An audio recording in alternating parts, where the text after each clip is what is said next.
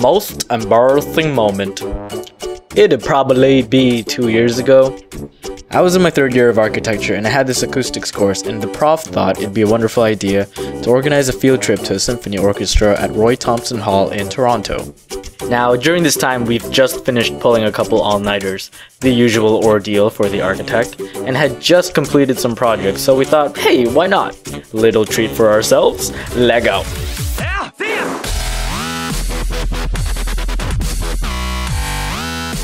Despite my current obsession with EDM, I also have an everlasting respect for classical and orchestra music, along with its relevant genres.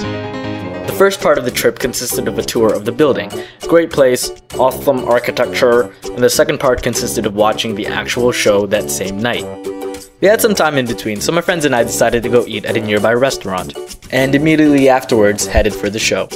We all proceeded to seat ourselves, and because of unfortunate planning, my friends and I were scattered around, but I still sat with a few familiar faces, one being my professor and his wife 3 seats away. So the show starts, and it was pretty amazing. It was my first time watching that kind of concert, and I thoroughly enjoyed it. At one point, a composer was up for a solo piece on the piano. Now, if you know me, I'm a sucker for piano pieces, especially if it's comboed with the violin. So this dude starts playing, and guess what happens to me? The fettuccine alfredo I ate 30 minutes ago starts giving me itis, or how some of you call it, food coma. I'm like, shit, no, must stay awake, must show respect for the artist, must, yeah, and I'm gone.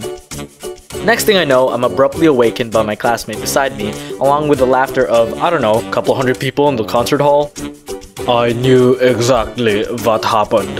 It's been a bad habit of mine ever since first year when the significant sleep deprivation began.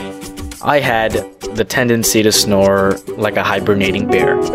And this was just the worst of it. Because 1, I did it during a momentous pause in the composer's piece, meaning my snore decibel level was accentuated by the relative silence in the elaborately designed acoustic concert hall. So my roar pretty much had an adventure throughout the whole space.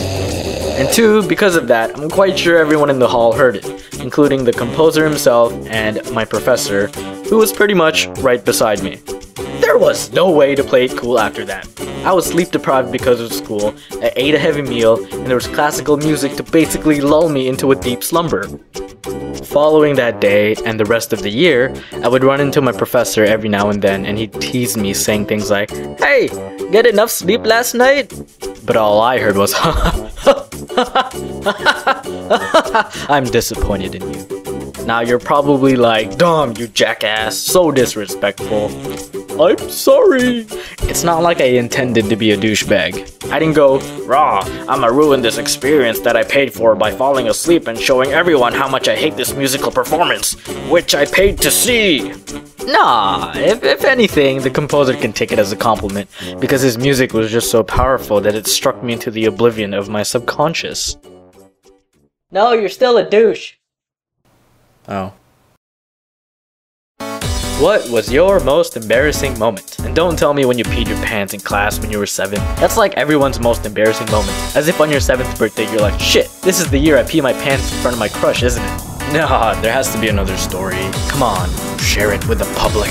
Also shout out to DJ Joe for the awesome music.